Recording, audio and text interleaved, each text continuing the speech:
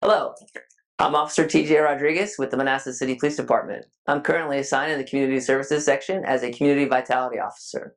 This position came about as an award for a 2020 COPS grant, where our department identified a specific need in our community to address rising juvenile violent crimes. So as to an introduction to the Parent E3, this was a program that we identified that we believe that wanted to target specifically our parents and building rapport and relationships with them to address specific community needs as well as specific topics that were affecting our youth in the community.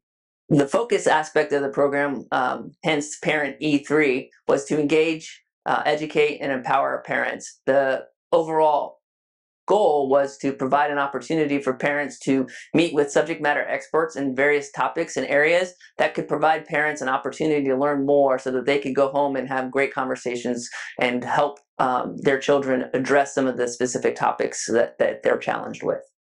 We, again, collectively in our work group, we identified specific issues that we're addressing that address these specific at-risks, and that was truancy, chronic absenteeism. That was obviously something that was very concerning for both ourselves as a police department as well as our community stakeholders.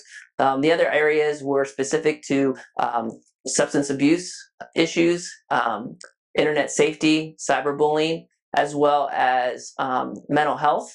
We also identified other areas like gang awareness and human trafficking awareness. So as the basic components of our Parent E3, we identified a specific format that we thought that best met our community needs. One, we identified a central location, and that was at our local high school. It's central to our community. It's accessible to all of our parents within a walking distance. We also identified how we were going to program and format the implementation of the information that we were sharing. And what we did was we kind of looked at doing basically kind of like a community health fair or community resource fair type of style. So what we did is we reached out to several of our community partners in various fields and brought them to the table, and where they would come and set up resource tables for our families.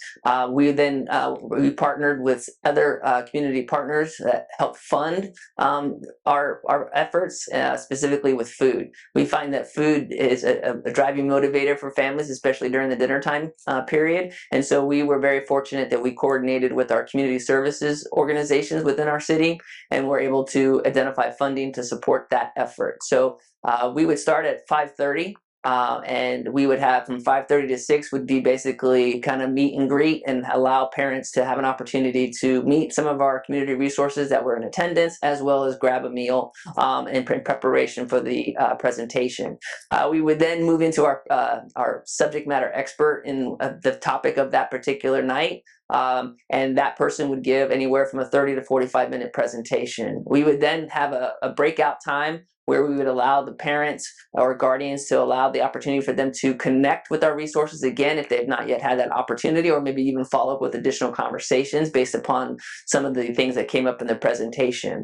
We would then conclude our presentation with the opportunity to allow parents Q&A. We would identify some subject matter experts with that particular topic, and we would have a Q&A panel, anywhere from 3 to 5 particular members. And parents would be allowed the opportunity to ask questions and have that kind of interactive engagement.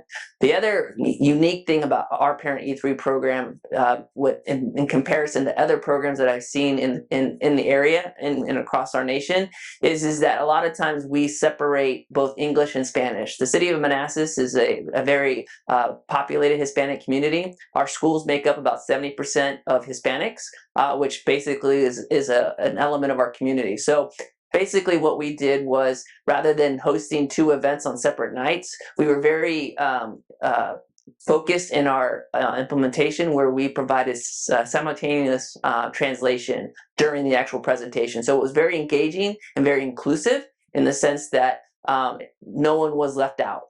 It wasn't a Spanish version at a different night, and it wasn't an English version. We brought the community together in a unity type of way, to where the presentations, the PowerPoints were both in English and Spanish, as well as the conversation that was being had was also translated in Spanish simultaneously for those that needed that translation.